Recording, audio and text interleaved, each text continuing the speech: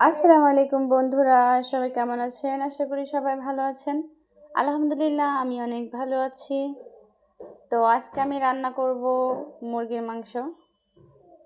তো এভাবে করে ব্রয়লার মুরগিটা রান্না করলে অনেক বেশি মজা হয়। তো আমি প্রথমেই মুরগিটা ভেজে নেব। তো আমি লাল করে মশলা সব দিয়ে আমি লাল করে ভেজে নেব।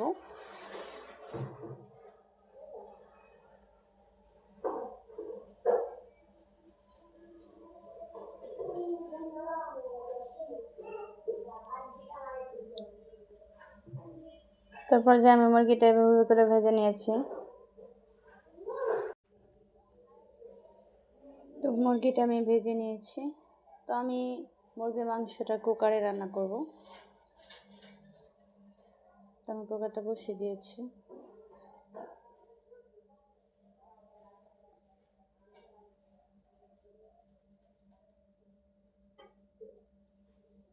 আমি কুকারে পেঁয়াজটা ভেজে রেখেছিলাম, তো আমি পেঁয়াজটা দিয়ে দিলাম। আমি পেঁয়াজটা ভালো করে ভেজে নেব। আগে আমি ভেজে রেখেছিলাম মাংসটা, আমি ভালো করে ভেজে রাখছি।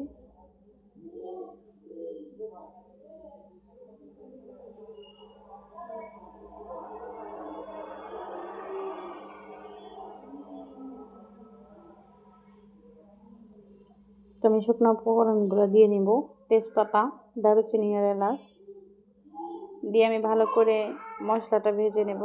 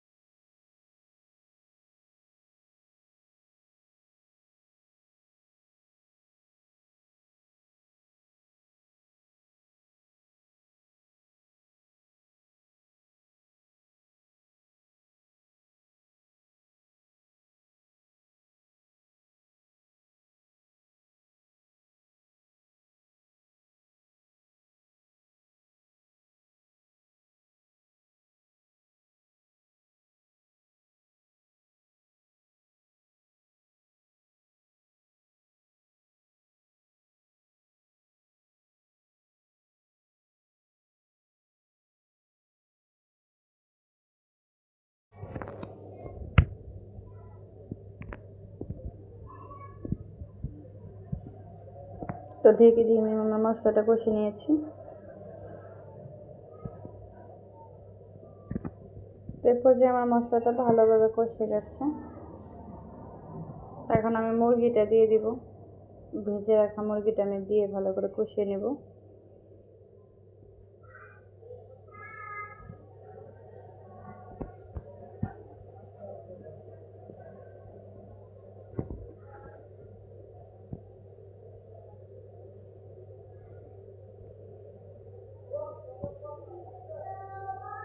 এই পর্যায়ে আমার মুরগিটা ভালো করে কষে গেছে।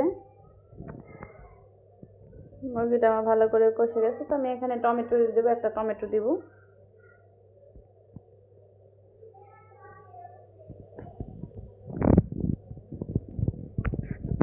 টমেটোটা দিয়ে আমি ভালো করে আবার কষিয়ে নিব।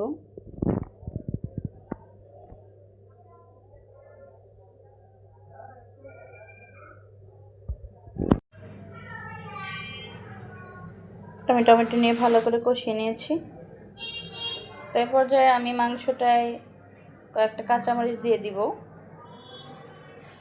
তো এভাবে করে কাঁচামরিচ দিলে খুবই ভালো লাগে। এবং এই মুরগি রান্নাটাতে আমি পেঁয়াজ বেরেস্তা দিয়ে দিব, আমি ভেজে রেখেছিলাম।